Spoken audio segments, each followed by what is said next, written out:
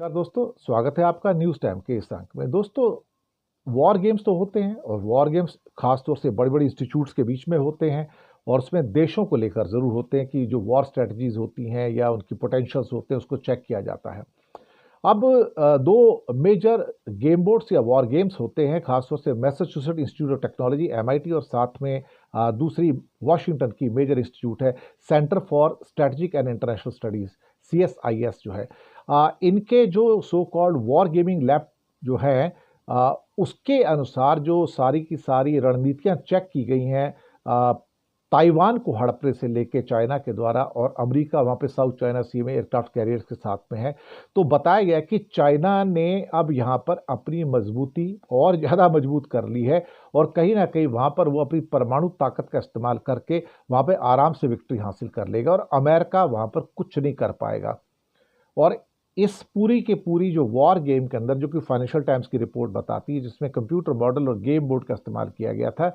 ये कहा है कि वहाँ पर अमेरिका कमज़ोर पड़ता हुआ नज़र आ रहा है चीन के सामने। उसकी शायद एक बहुत बड़ा कारण है कि ताइवान चाइना चाइना का जो मेन लैंड है उसके बहुत पास में है, तो उसकी मिलिट्री, उसकी एयरफोर्स, उसकी नेवी, उसकी कोस्ट गार्ड वगैरह सारी की सारी जो कंबाइंड फोर्सेस हैं वो उसके ऊपर अटैक कर सकती है, जबकि अमेरिका की ओर से उसको डिफेंड करने के लिए सिवाय एक नेवी के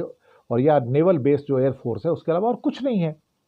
तो इन हालातों में ताइवान के पास तो इतनी ताकत नहीं है ना अल्टीमेटली कि वो चाइना के माइट का मुकाबला कर सके। और ऊपर से ये जो गेम था सीएसआईएस का और साथ में एमआईटी के बीच में, ये यहाँ पर जो चिंताएं बढ़ गई क्योंकि उसके अंदर चाइना की विक्ट्री होती हुई नजर आती है।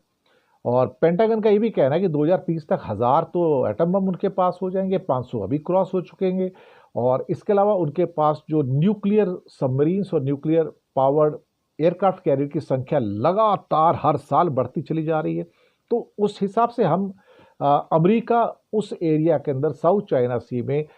उसका मुकाबला करने में सक्षम नहीं हो पाएगा। और वो ये कहा है कि चाइना जिस ढंग से अपना मॉडर्नाइजेशन कर रहा है, खासतौर से सबमरीन्स हों या फिर मिसाइल साइलोज हैं या फिर एयरक्राफ्ट कैरियर्स हैं या साथ में जो उनके double edge right now J-20 and J-35 के खास तौर से 2 स्टेल्थ बॉम्बर्स हैं, स्टेल्थ फाइटर एयरक्राफ्ट हैं जो कि क्या कहते हैं 5G के हैं, अपना 5th जनरेशन के हैं। वो अमेरिका के लिए भी एक तरह से चिंता की घड़ियां हैं। देखते क्या होता है, लेकिन बहुत सारी चीज़ें इस टाइम अंतर्राष्ट्रीय क्षेत्र में निकल कर आ रही हैं। शुक्रिया आपका बहुत बहुत।